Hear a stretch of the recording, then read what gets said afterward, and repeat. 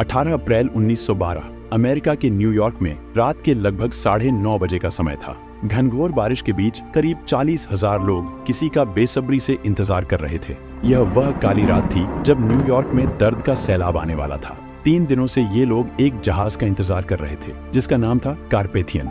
यह जहाज अपने साथ एक ऐसी दर्दनाक कहानी लेकर लौटा था जिसे सुनकर आज भी लोगों के दिल दहल जाते हैं। एक ऐसा जहाज जिसे कभी न डूबने वाला माना जाता था, आरएमएस टाइटैनिक, जिसने सैकड़ों जिंदगियों को समंदर में समा दिया। और कारपेथियन पर सवार थे वे चुनिंदा लोग जिन्होंने टाइटैनिक के रौद्र रूप को अपनी आंखों से देखा था। यह इतिहास की वो दिल दहला देने वाली घटना थी जिसे कोई भी व्यक्ति कभी भूल नहीं सकता। इस घटना ने अपने पीछे कई रहस्यों को छोड़ दिया। 10 अप्रैल 1912 को जब टाइटैनिक अपनी पहली यात्रा पर ब्रिटेन के साउथहैम्पटन से न्यूयॉर्क के लिए निकलने वाला था, तब वहां का माहौल कुछ अलग ही था। लोग टाइटैनिक के बारे में इतना सुन चुके थे कि उसकी विशालता और सुंदरता को देखने के लिए भीड़ उमड़ पड़ी थी। ऐसा कहा जाता है कि करीब 1 लाख से भी ज्यादा लोग टाइटैनिक की भव्यता को देखने के लिए आए थे। और इतनी बड़ी भीड़ का आना स्वाभाविक था क्योंकि टाइटैनिक वाकई में बेहद शानदार था। ये जहाज जितना भव्य बाहर से दिखता था, उससे भी ज्यादा आलीशान ये अंदर से था। टाइटैनिक एक बेहद लग्जरियस जहाज था जिसमें 2 बड़े ground stairs, heated swimming pool, gym, 4 restaurant, library, Turkish bath, electric bath और बार्बर शॉप जैसी सुविधाएं थी। यह ऐसा था जैसे टाइटैनिक एक चलता फिरता लग्जरी होटल हो जिसमें हर संभव सुविधा उपलब्ध हो। टाइटैनिक की विशिष्टता उसकी लग्जरी तक ही सीमित नहीं थी, बल्कि इसकी सेफ्टी भी इसे खास बनाती थी। उस समय टाइटैनिक दुनिया का सबसे बड़ा, सुरक्षित और मजबूत जहाज माना जाता था। टाइटैनिक को इस प्रकार से डिजाइन किया गया था कि इसे अनसिंकेबल यानी कभी न डूबने वाला जहाज कहा जाता था। और सच कहें तो टाइटैनिक वाकई ऐसा जहाज था जिसे डूबना नामुमकिन माना जाता था, क्योंकि इसे बनाया ही कुछ इस तरह से गया था। इसके निर्माण में डबल बॉटम हॉल का इस्तेमाल किया गया था। दरअसल हॉल जहाज के बाहरी आवरण को कहा जाता है जो जहाज को मजबूती प्रदान करता है। टाइटैनिक के डबल बॉटम हॉल के कारण अगर उसका निचला हॉल किसी टक्कर से टूट भी जाए तो दूसरा हॉल जहाज को सुरक्षित रखेगा और डूबने से बचा लेगा। टाइटैनिक का एक और सेफ्टी फीचर इसे और भी सुरक्षित बनाता था। दरअसल टाइटैनिक को 16 वाटर टाइट कंपार्टमेंट्स में डिवाइड किया गया था। जहाज का यह निचला भाग जहाज का मुख्य हिस्सा होता है जो पानी के अंदर रहता है। यदि इस हिस्से में कहीं पर कोई छेद हो जाए तो धीरे धीरे पानी जहाज के अंदर भरने लगेगा और कुछ समय बाद जहाज पानी में समा जाएगा। लेकिन टाइटैनिक के निचले हिस्से को 16 अलग अलग वाटर टाइट कंपार्टमेंट्स में विभाजित किया गया था। इसका फायदा यह था कि अगर जहाज किसी चट्टान से टकराता और उसमें लीकेज हो जाता तो केवल वही कंपार्टमेंट पानी से भरता जो क्षतिग्रस्त हुआ था और बाकी के कंपार्टमेंट्स सुरक्षित रहते। इस तरह जहाज को डूबने से बचाया जा सकता था। टाइटैनिक इतना बड़ा जहाज था कि यदि उसके 16 में से 4 कंपार्टमेंट्स में भी पानी भर जाता तो भी यह डूबने वाला नहीं था। और ऐसा होना लगभग असंभव था कि एक साथ 4 से ज्यादा कंपार्टमेंट्स क्षतिग्रस्त हो जाएं, क्योंकि ये कंपार्टमेंट्स बहुत बड़े थे। ऐसे में कोई चट्टान भी इस जहाज को डुबो नहीं सकती थी। इसी कारण से टाइटैनिक को कभी न डूबने वाला जहाज यानी अनसिंकेबल कहा जाता था। टाइटैनिक को व्हाइट स्टार लाइन कंपनी ने लगभग 3 वर्षों में बनाकर तैयार किया था। 2 अप्रैल 1912 को टाइटैनिक का निर्माण पूरा हो चुका था और इसके कुछ दिनों बाद यानी 10 अप्रैल 1912 को इसे अपनी पहली यात्रा के लिए तैयार किया गया। इस जहाज पर उस जमाने के बड़े बड़े लोग सवार थे और इसके अलावा कुछ प्रवासी भी थे जो अमेरिका जाकर एक नए जीवन की शुरुआत करने वाले थे। जहाज के कप्तान थे 62 वर्षीय एडवर्ड जॉन स्मिथ, जो एक अनुभवी कप्तान थे। माना जाता है कि यह उनका आखिरी सफर था। इसके बाद वे रिटायर होने वाले थे। टाइटैनिक पर लगभग 2240 यात्री और क्रू मेंबर्स सवार थे। आमतौर पर साउथहैम्पटन से न्यूयॉर्क पहुंचने में 7 से 8 दिन का समय लगता था, लेकिन टाइटैनिक उस समय का सबसे तेज चलने वाला जहाज था और व्हाइट स्टार लाइन कंपनी चाहती थी कि यह जहाज 6 दिनों में न्यूयॉर्क पहुंच जाए। टाइटैनिक अपनी भव्यता और विशालता के साथ साथ अपनी गति के कारण भी सुर्खियों में आ जाए। इसी कारण से कंपनी ने कैप्टन स्मिथ को जहाज को फुल स्पीड पर चलाने के निर्देश दिए थे। टाइटैनिक को बने हुए अभी ज्यादा समय नहीं हुआ था और इसकी सेफ्टी टेस्टिंग और ट्रायल्स भी पूरी तरह से नहीं हुए थे। इसके बावजूद टाइटैनिक को एक लंबी यात्रा के लिए तैयार किया जा रहा था और इसका एक बड़ा कारण था। दरअसल व्हाइट स्टार लाइन कंपनी की एक और जहाज थी, ओलंपिक, जो टाइटैनिक की तरह ही दिखती थी लेकिन आकार में थोड़ी छोटी थी। इस कारण से ओलंपिक शिप को टाइटैनिक की बहन कहा जाता था।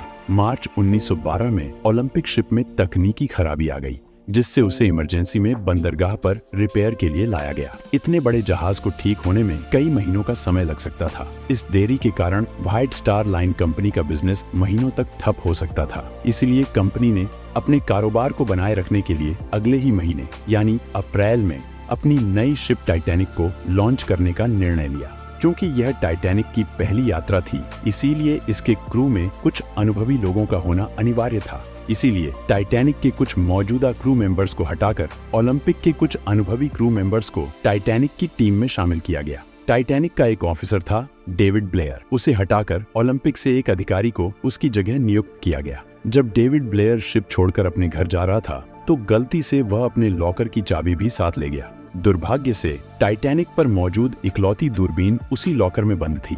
डेविड ब्लेयर की इस छोटी सी गलती ने आगे चलकर टाइटैनिक के विनाश में अहम भूमिका निभाई। आखिरकार वो घड़ी आ ही गई जब 10 अप्रैल 1912 को टाइटैनिक अपने पहले ऐतिहासिक सफर पर रवाना हुआ। कैप्टन स्मिथ भलीभांति जानते थे कि साल के इन महीनों में समुद्र में आइसबर्ग की संख्या बहुत अधिक होती है। इसलिए कैप्टन स्मिथ ने खतरे को भांपते हुए सीधे नॉर्दर्न रूट को छोड़कर साउदर्न रूट का थोड़ा लंबा रास्ता चुना। दरअसल आइसबर्ग समुद्र में तैरते छोटे छोटे बर्फ के पहाड़ होते हैं जो ग्लेशियर से टूटकर समुद्र की लहरों के साथ बहते हुए बीच समंदर में पहुंच जाते हैं। इस मैप पर नजर डालें, आप देख सकते हैं कि ग्रीनलैंड से टूटे हुए ये बर्फ के पहाड़ इस रास्ते के जरिए अटलांटिक महासागर में प्रवेश करते हैं। अप्रैल के महीने में इस क्षेत्र में बड़ी संख्या में आइसबर्ग टूट कर आते हैं। लेकिन एक राहत की बात यह है कि ग्रीनलैंड से अटलांटिक महासागर तक पहुंचने में इन आइसबर्ग्स को करीब 2 साल लगते हैं और इस दौरान वे धीरे धीरे पिघलकर समुद्र के पानी में विलीन हो जाते हैं। केवल बहुत बड़े आइसबर्ग ही अटलांटिक महासागर के बीच तक पहुंच पाते हैं।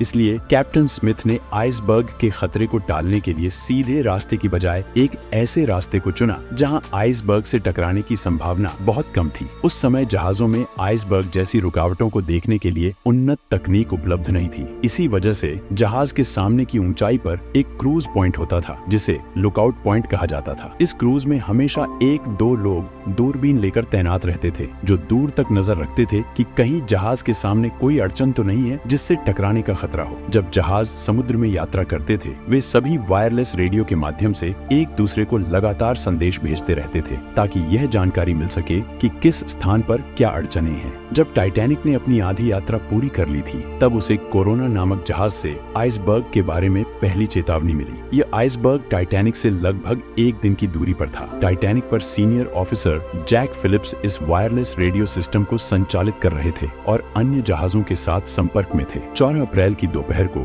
टाइटैनिक को आइसबर्ग के बारे में दूसरी चेतावनी मिली। वायरलेस ऑपरेटर जैक फिलिप्स ने इन चेतावनियों के बारे में जहाज के कप्तान को सूचित किया। इस पहली यात्रा पर टाइटैनिक के मालिक जोसेफ ब्रूस भी जहाज पर मौजूद थे। जब कैप्टन स्मिथ ने टाइटैनिक के मालिक जोसेफ ब्रूस को आइसबर्ग की चेतावनियों के बारे में बताया तो ब्रूस ने इन चेतावनियों को नजरअंदाज कर दिया। उनका मानना था कि समुद्र में आइसबर्ग मिलना एक सामान्य बात है और जिस जहाज पर वे सवार हैं वह बेहद मजबूत और कभी न डूबने वाला है। ब्रूस नहीं चाहता था कि इन चेतावनियों के कारण जहाज की गति कम हो और वह अपने निर्धारित समय से देर से पहुंचे। इसके बाद टाइटैनिक को आइसबर्ग की 5 और चेतावनियां मिली और आखिरी चेतावनी कैलिफोर्निया जहाज से आई थी। रात हो चुकी थी और दुर्भाग्य से उस रात आसमान में चांद भी नहीं था जिससे विजिबिलिटी बहुत कम हो गई थी। ऊपर से क्रूज में बैठे लोगों के पास दूरबीन भी नहीं थी जिससे वे दूर से ही सामने आने वाली अड़चनों को देख पाते। टाइटैनिक अपनी फुल स्पीड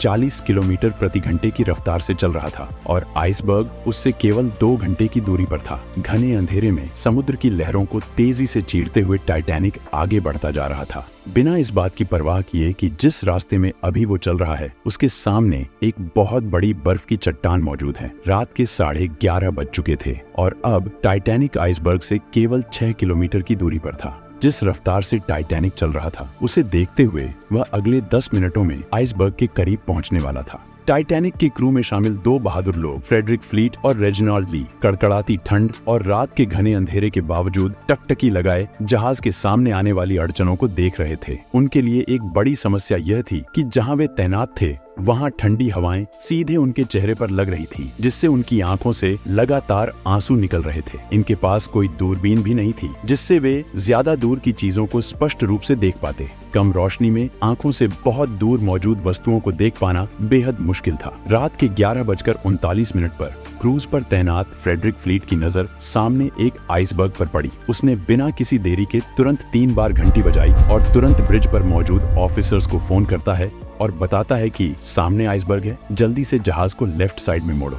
ब्रिज पर मौजूद फर्स्ट ऑफिसर विलियम मर्डॉक ने जैसे ही आइसबर्ग की चेतावनी सुनी तो उसने तुरंत एक्शन लेते हुए फुल स्पीड में इंजन को रिवर्स चालू कर दिया और जहाज को तेजी से बाईं ओर मोड़ने का प्रयास किया। लेकिन अब बहुत देर हो चुकी थी। जहाज की रफ्तार इतनी अधिक थी कि इतने कम समय में रिवर्स इंजन चालू करने के बावजूद इसे रोक पाना असंभव था। साथ ही टाइटैनिक इतना बड़ा था कि उसे अचानक मोड़ना भी संभव नहीं था। हालांकि उन्होंने जहाज का रास्ता काफी हद तक मोड़ दिया, लेकिन रात के 11:40 पर टाइटैनिक का आगे का राइट वाला हिस्सा बर्फ की चट्टान से टकरा गया। ये टकराव इतनी जोर से हुआ कि जहाज पर मौजूद सभी यात्रियों को इसने हिलाकर रख दिया। दुर्भाग्यवश टाइटैनिक का डबल बॉटम हाल किसी काम नहीं आया, क्योंकि आइसबर्ग से हुआ इम्पैक्ट जहाज के साइड में हुआ था, जहां सिर्फ एक ही लेयर थी। जब कैप्टन स्मिथ ने जहाज के नुकसान का निरीक्षण किया तो यह पाया गया कि जहाज के 6 कंपार्टमेंट्स बुरी तरह क्षतिग्रस्त हो चुके थे और उनमें तेजी से पानी भर रहा था। ये देखकर कैप्टन स्मिथ हैरान रह गए, क्योंकि जहाज केवल 4 कंपार्टमेंट्स के भरने तक ही तैर सकता था, लेकिन 6 कंपार्टमेंट्स में पानी भरने का मतलब था कि जिस जहाज को अब तक कभी न डूबने वाला समझा जा रहा था वह अब डूबने वाला था। टकराव के बाद 20 मिनट बीत चुके थे और रात के 12 बजते ही कैप्टन स्मिथ ने क्रू को निर्देश दिया कि वे तुरंत एक डिस्ट्रेस सिग्नल भेजें ताकि आसपास मौजूद कोई जहाज उनकी मदद के लिए आ सके। वायरलेस ऑपरेटर जैक फिलिप्स बिना देरी किए लगातार डिस्ट्रेस सिग्नल्स भेजने लगे, लेकिन दुर्भाग्यवश आसपास कोई भी जहाज ऐसा नहीं था जो टाइटैनिक के भेजे गए डिस्ट्रेस सिग्नल्स को पकड़ सके। इस बीच 6 कंपार्टमेंट्स पहले ही पानी से भर चुके थे और अब पानी डेक के ऊपर से बहने लगा। स्थिति की गंभीरता को देखते हुए कैप्टन स्मिथ ने लाइफ बोट्स को समंदर में उतारने का आदेश दिया और सभी लाइफ बोट्स को बाहर निकालने की प्रक्रिया शुरू हो गई। दुर्भाग्य से उस समय टाइटैनिक पर केवल 20 लाइफ बोट्स ही मौजूद थी और प्रत्येक लाइफ बोट की क्षमता सिर्फ 65 लोगों की थी। इन 20 लाइफ बोट्स के जरिए लगभग 1300 लोगों को ही बचाया जा सकता था, जबकि जहाज पर 2000 से ज्यादा लोग सवार थे। जल्दबाजी में शुरू में जो लाइफ बोट्स उतारी जा रही थी उनमें सिर्फ 27-28 लोगों को ही भेजा जा रहा था, जिससे लाइफ बोट्स को पूरी तरह भरा भी नहीं जा रहा था। प्रोटोकॉल के अनुसार महिलाओं और बच्चों को पहले लाइफ बोट में भेजा जाना था। वहीं जहाज पर कुछ लोग ऐसे भी थे जो मानते थे कि टाइटैनिक डूब ही नहीं सकता और वे पूरी तरह से निश्चिंत थे। इस दौरान जैक फिलिप्स लगातार डिस्ट्रेस सिग्नल्स भेज रहे थे और सौभाग्य से उनका एक सिग्नल पास में मौजूद एक जहाज कारपेथिया तक पहुंचता है। रात 12:30 बजे के करीब